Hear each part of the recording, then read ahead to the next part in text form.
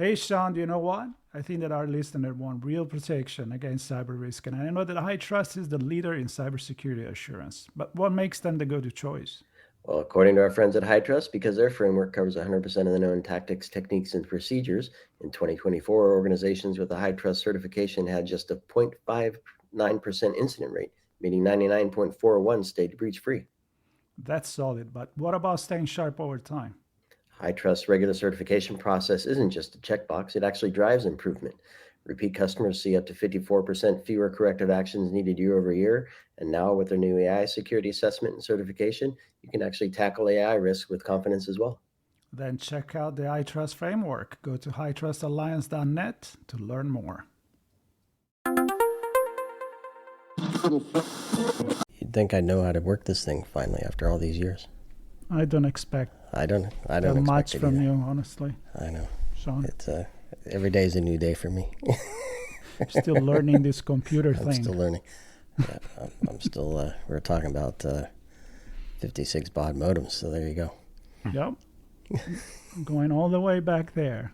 Yes, but we're not. We're actually looking to the future on this episode, as we do many times, and this is our traditional kickoff to our journey, our chats on the road to Las Vegas, specifically for our coverage of Black Hat USA this year, 2025, of course. And we always lose count. I don't know, 10 or 11, something like that.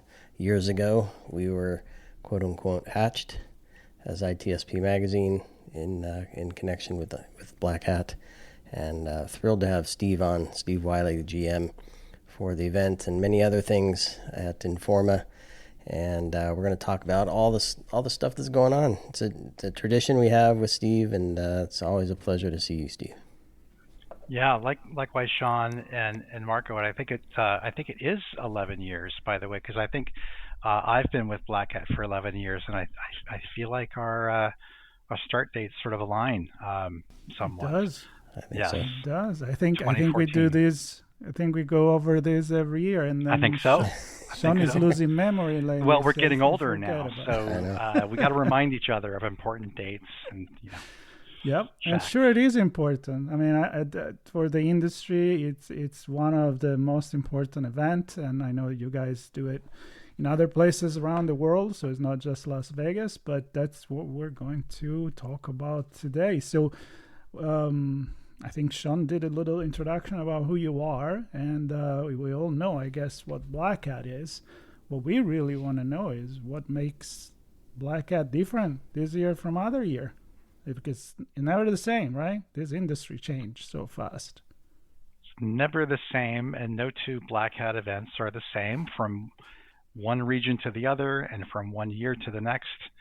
And this event is no exception there. Black Hat USA, we've got a lot of new stuff to talk about, so really excited to be joining with you guys again this year. I'm happy to jump in, or if you've got any specific questions you want to ask about. Well, I'm just going to go through quickly. We were actually deciding what kind of editorial conversation we want to record. And we were looking at the option to record on location in the press room, or those little homes that you're going to have there. So that's kind of interesting and cute and new. But the topics seems to me, of course, when I was clicking to see what's going on, the one with more things, I think AI kind of captured my attention. So you want to start from there, maybe? Yes, let's talk about AI. And more broadly, we get asked the question all the time this time of year: what are the themes around Black Hat this year? And we don't tend to program the event that way because, as you guys know, the content comes from the community. So we put out a call for papers every year. We had a record-breaking number of applications this year. I feel like I tell you guys that every year as well, but it's true again. And we've combed through all those applications and selected our program, and from that comes some logical themes that we see sort of emerge. So AI, absolutely, yes, is the big theme. I was, doing some reviewing of all of the briefing sessions in advance of this call, and there's just a lot. There's a lot around AI. And it's not just our briefing sessions; it's with our trainings program. As you guys know, Black Hat has a big trainings program that happens from Sunday through Tuesday, 4 days worth of content, and these are in-depth courses, instructor-led, and we've got now a nice lineup of AI coursework in particular, which is new this year. So really meeting the demand. There's so much question and educational need around AI in cybersecurity. So we're rising to that occasion and providing that education. So trainings within the Arsenal programs and Arsenal Labs programs. There's a lot going on there. Our main stage, our keynote stage, across the board, AI seems to be the dominant theme for us this year. I would say as a sort of secondary theme that I see emerging is investment is back in cybersecurity, right? So it's which is really good to see. I think there was a few years there wasn't a lot of investment going into anything, let alone cybersecurity. And now what we hear is that the investment's back, most notably around AI and cyber. And so we're seeing that theme really play out at the event as well. We've expanded our spotlight competition, and this is the competition where people with new product in the market or not in the market can pitch our judges on the viability of their new tech. And so we go through several rounds, and basically the final four get to come out to Black Hat in Vegas. They get to do their pitch at our Innovators and Investors Summit. They get to do their pitch on the spotlight stage for bragging rights as the winner, and they're also given a free pod in the startup zone on the Black Hat show floor. So it's we see it as a way to really help accelerate some of the newest and coolest tech out there. And when you've got sort of the backdrop of a lot of investment money freeing up in cyber, we just saw the Wiz Alphabet deal, right? I think it was $31 or $32 billion deal. It's Google's largest deal to date. So when those kind of deals are happening, there's a ripple effect. There's a cascading effect of there's more money going in, there's more companies being established, there's more entrepreneurs. So we've also taken full advantage of that to expand our Innovators and Investors Summit. And last year we were telling you guys about that as a new program, and this year we've built on that. It's our second year doing it, and this is really, it's the ecosystem of entrepreneurs, VCs, both early and late stage VCs, corporate investors, as well as CISOs, and really looking at that ecosystem of stakeholders around new tech and having a more closed room dialogue around sort of where things are going, with the lens being the advances in technology and the new products and companies coming on the scene.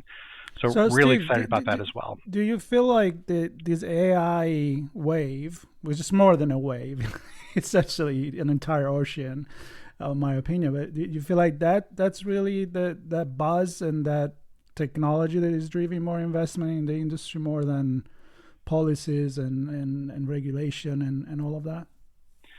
It's a great question, and I would actually point to our 4 finalists, because I was observing this morning.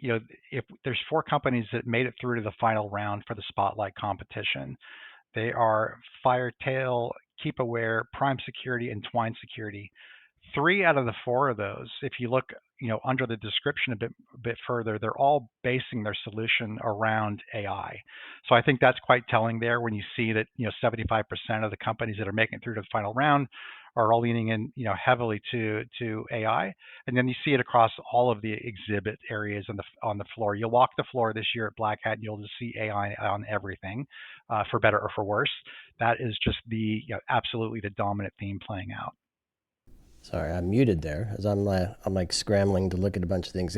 Because one of the areas I always look at, and sadly, as someone in the media, I don't get to go to them, but it's the summits. And I was trying to compare on the fly here the 24 summit list and the 25 summit list, and it seems there are a few more. I see financial services that I don't think was there. Let's see, cyber insurance, micro summit. I think ICS was there last year. Supply chain, I don't think was there. If I'm not mistaken. Cyber insurance micro was as well. I guess what's changed there? There seems to be a lot more summits, or at least a lot of focus on the summits pre briefings, right? Yeah, a lot more summits. And if you think about it this way, the things that Black Hat are most known for, the Black Hat briefings, the trainings, and the Black Hat arsenal. Those are the things that have been around at Black Hat for the 28 years that we've been in existence. It's what defines Black Hat, right? That hardcore technical content. We've been recognizing over the last few years, in addition to those hardcore technical practitioners that come to Black Hat to stay abreast of all the latest research and all the latest training, a lot of other people from our industry come to Black Hat every year as well. It is the gathering of our industry. It's Hacker Summer Camp. And so with that, there's a lot of opportunity there for us to have programs that are not targeted at that hardcore practitioner level, but more that managerial audience. So you'll see across all of the summits, as we've branded them, type programs, these are all for specific audiences. With the idea that when you can get some like-minded people, you can have good dialogue, good discussion, good networking around what's really pressing for a lot of companies. So you said a couple of them there, Sean. The Financial Services Summit is a new one for us this year. We actually launched one at Black Hat Asia this year as well, and it went very well. It's that intersection between cybersecurity and the financial sector, right? The banks and the investment companies and such. And there's a lot there. And we've always had, as Black Hat, financial services as one of our strongest vertical audiences that attends the event. So this is us really just saying we have the financial services sector at the event in a meaningful way. Can we build some programming that's relevant to them? That's because those folks are not going to necessarily go to a Black Hat briefing or training. It's going to be too technical for much of them. So this is a conference that's really geared more at the bigger picture, visionary strategy side of things around these important technologies. Yeah, and I was looking at the, where was the other one here? The supply chain, cyber insurance was there last year, but the supply chain micro summit.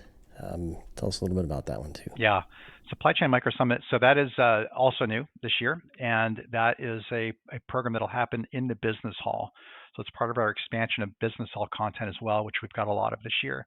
The idea here is that supply chains are we still see that emerging too, by the way, in terms of themes and the content that comes through the CFP. There's still a lot of concern around our global supply chains. It's obviously very topical as well, just in terms of what's happening geopolitically around the world. There's a lot of disruption coming and has been coming.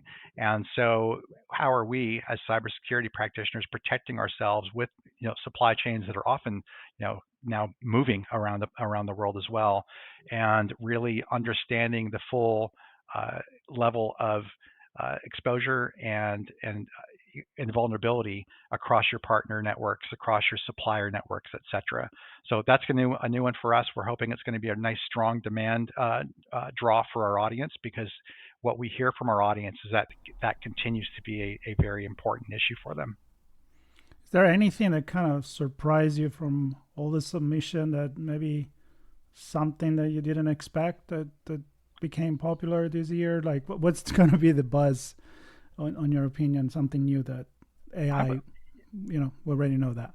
Yeah, beyond AI, I was surprised, I guess pleasantly surprised at the hardware layer of submissions. There's a lot of hardware talks, great hardware talks. So, we always have that, but you see these trends sort of ebb and flow across the Black Hat briefings each year from what gets submitted. But there was a lot of really good hardware talks, and it dovetails in nicely with a new program that we rolled out this year, our Arsenal Labs, right? Which is basically, think of the Arsenal program, which you guys are familiar with, which is open source tools for the cybersecurity practitioner doing their job. The labs is an extension to that. It's been incubating inside the Arsenal area for the last couple of years. We're now peeling that off into its own area, and this is real hands-on hardware hacking, sort of interactive area for attendees on the show floor. So I am kind of surprised by and happy to see that level of hardware interest in the event, because it just seems like so much of the conversation, is really largely around the software layers and AI. So this is good to see. Yeah, there's still hardware. Still hardware. All in the clouds. And we don't need to know how that works, though. we just push the button. I'm wondering, this might seem like a strange question, but I was kind of scanning the review board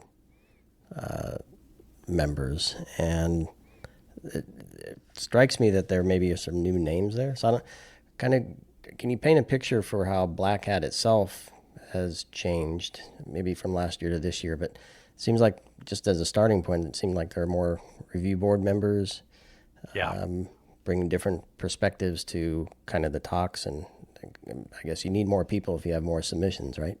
So, absolutely, that's part of it. It's something we've been working on for several years at Black Hat, and I can think back to when I joined Black Hat. I was going to say we joined Black Hat because it feels like you guys kind of joined at the same time. There was a board certainly in place, but it was maybe 25 or 30 people, and a lot of those same folks did the regional events as well. So there were regional boards established, but it was a smaller group. There was a lot of sort of sharing of talent around the world at the various Black Hat events. So we've been on a mission, our Black Hat briefings team, to get more board members, for one, just to deal with the increased volume of submissions that we get every year. But we're also working really hard to get more specialized and working really hard to get more regionalized. So we've built out now separate boards for all of the regional Black Hat events. We have separate boards for each track. So people on the boards can sign up for maybe 2 or 3 tracks because the work is intense, right? These people give up so much of their time and lives to review. As you guys know, the submission process for Black Hat briefings is rigorous and time consuming. Reading those submissions is also rigorous and time consuming because we want to give every researcher that's handed off their research to us to evaluate, we want to give them that fair shake.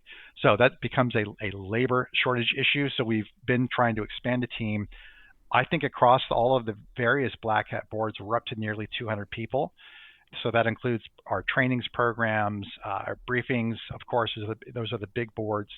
The summits all have boards as well. The CISA Summit has its own board, the Innovators and Investors Summit, and a very different flavor of board, right? The summit boards are made up of more people from industry that are, like innovators and investors. We've got VCs on the board. We've got CISOs on the board, making sure that we've got that correct representation. Very different person that might be reviewing submissions content for a Black Hat briefing that's looking at hardware vulnerabilities and the research around that. So more specialization, more volume, more geographic diversification as well. Yeah. Well, let's touch on the keynotes, because a lot of people want to know about keynotes, and I see some familiar faces like Miko and Ron. I mean, almost all of them, to be honest. I kind of know all of them, and Sean and I were kind of reviewing to see who we will be interested in talking. Of course, for me, it's more the human elements and the policy, and for Sean, it's obviously a little bit more technical. But what's standing out here for you? Yeah, so you'll notice that this is a very different keynote lineup than is traditional for Black Hat. So we have expanded our keynote program, offering more opportunities to hear from some of our thought leaders. We've always sort of generally been self-restricting to 2 keynotes, one on Wednesday morning, one Thursday morning. We have broadened that, recognizing that we've got several very large stages in that building because of the size of the briefings program. I mean, some of those briefing rooms are 3,000 person auditoriums and are built like major keynotes at any event. And so we're leveraging some of that space to do more thought leadership across the Black Hat program. So I think all told, we're up to 6 keynote speakers throughout the 2 days of the event. So you mentioned a couple of them. I'm also really excited for them. So we've got Mikko Hyppinen, Nicole Pearl-Roth, Ron Diebert. We've got Jennifer Granick, who's also a return keynote speaker, by the way. Chris Inglis, the former National Cyber Director. And then Dr. Madhu Gadamoka, who is the interim head of CISA. So that's a new addition as of just today. We've added to hear really the voice coming from the federal government and CISA, and them laying out their plans for CISA in the future. So I'd like to think that we've got a nice representation here across both public and private sector, both former and current administration, and some nice names that offer an authoritative voice in a time of uncertainty. And that it was sort of something generally we were going with as well. It's been a tumultuous time, And so in those times, having that authoritative voice is important. And so we've got some real rock stars within our own industry here coming to deliver those talks, and I'm really excited about this expanded program this year. This is something we hope to build on in the future as well. Yep. And I know when people request presence in the business hall, they're not pitching you, so you don't know exactly what they're doing. But I don't know if you have any insights, kind of back to your response to Marco's question about investments and where those are being made. But do you have any sense of what types of providers will be joining the business hall? Do you see any consolidation there? 2 or 3 companies coming in together as one this year versus last year? Any insights in the business hall would be cool. Yeah, it's going to be bigger. So we've seen quite a lot of volume growth this year, and I think there's always some M&A happening in our industry, of course. And one thing that's been nice about cyber, for any M&A that's happening, there's more companies coming in, generally has been what we've seen. So volume is up overall. It's going to be a big business hall this year. And we've also added in a lot of new features to the business hall as well. So I think our attendees should expect even more of the solutions providers. All the big guys are there as well. I think we have 81 or more than 81 companies in our startup zone alone. So that is the largest startup zone I've seen in my time with Black Hat. So that sort of also is indicative of a lot of emergent technology, which is great to see, great for our industry. I used to always hear from journalists that was sort of the place that they gravitated to on the floor. They wanted to go to the startup city and see the emerging companies, because that is generally what's coming next, and the companies that are going to be looking to get acquired or IPO or whatever their exit is. So it's really good to see that there's a strong, robust startup area on the floor, growth overall on the show floor, all the big guys coming out as well. So it's going to be it's going to be our largest show floor to date, which is a nice addition. Get your steps in. Every year you're telling me there's more and more and more. And Las Vegas is big, but I don't know. Looks like you're overgrowing. I do keep an eye on that building. We're fortunately they've got ample room for us to keep growing, because they had a substantial addition onto the Mandalay Bay probably pre-COVID, a few years back, and we're still growing into that new space, thankfully. But we've now reached a point where there's nothing else can happen in the building when Black Hat is there, right? Because there's not enough space for anyone else. Right. So we take the whole building. No more dog grooming. Exactly. That's I was gonna go there, then I wasn't gonna go there. But there's no pet grooming events happening down the hall. It's all Black Hat. My wife is not gonna be happy, because she always thinks I can bring something for the dogs back. But I'll find a way.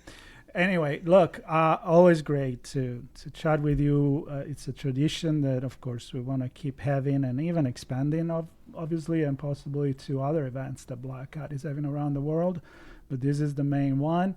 Sean and I, the tradition is to actually drive, and we will be driving again this year. So everybody should be tuned for hopefully something from the desert. We'll stop and see what the chats on the road are going to be. Of course, it's August the 2nd to the 7th, 2025, Mandalay Bay, Las Vegas. And we will be there, Sean. And I think we're actually doing something. I want to remind people that this year we have something new as well. We do a webinar that is part of our conference coverage. And it's about making a guess on what will drive the conversation for Black Hat 2025. And we'll have some experts. And so we got a few nuggets here that we can pull on. But we're excited to hear from other folks as well. And I got a couple of predictions, sort of non-traditional for you if you like them. Go for it. There is a drone hacking space on the show floor, so that could be a good conversation getter for everyone at the event. That's something new for us, and we're excited by that. You can get some nice hands-on time with drones. They are doing interactive sessions throughout the 2 days of the event in that space. highly interactive. There's a live drone capture the flag challenges is happening, and you'll be allowed to do some drone piloting as well. So I think that could be a contender.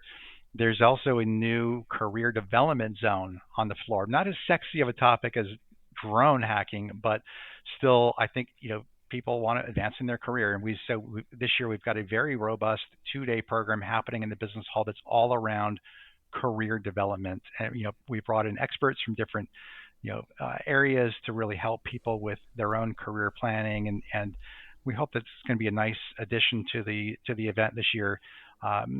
Because everyone needs that little bit of help to map out a path for them for their future growth, and that's a big reason why people come to Black Hat. So we thought we'd formalize that a bit more this year. Yeah, super cool. And of course, definitely AI cool. will be part of that conversation because it's taking the entry level positions. Yes. And I'm going to say now, what I'm hearing, Steve, is I have to bring a burner drone, not just a burner phone. Bring your burner drone this year. Yes. Absolutely. Nice one. All right. Well, briefings, we're looking trainings, forward briefings, Arsenal, all kinds of good stuff. Business hall, Absolutely. hacking, leadership, friends, hallway conversations, and Steve. It all comes together. Yeah. Steve, and a shout out to Stephanie who helps pull all this together for us as well. Shout out to Stephanie. Shout out to all of our Black Hat boards. I mean, these guys work tirelessly, and they're so behind the scenes, but there are a lot of the folks that everyone knows, but they give up their time to come and do this with us. So we're always appreciative of them, and of course the Black Hat team as well. It's a real group effort over here. Yeah. Here from Black Hat World headquarters in San Francisco. There you go. There you go. Nice one. Well, we'll see you there. Everybody should stay tuned because we will be in conversation before, during, after, while we drive, when we come back, whatever. We'll be there. And if you cannot make it, not everybody, of course, can make it to Las Vegas, although a lot of people are trying, and we'll be there. Many other can follow vicariously through us, and and we'll try to do our best to cover the event and bring the conversation to them. So stay tuned, subscribe. Sean, what's the website page? itspmagazine.com/BHUSA25. There you go. Very good. That's all our coverage. Steve, thanks so much. Really appreciate you joining us every year. It's a pleasure as always. Looking forward to a big hug in Las Vegas and a good week, the 2nd of Sounds August. great, Sean and Marco. It's always a pleasure. Can't wait to see you guys in a couple of weeks and see all of our friends there in Vegas. It's gonna be exciting. So looking forward to that.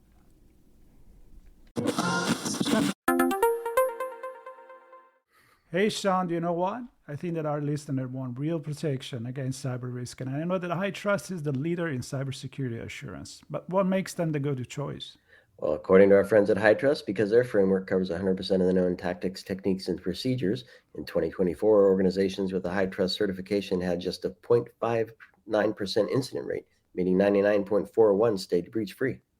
That's solid. But what about staying sharp over time?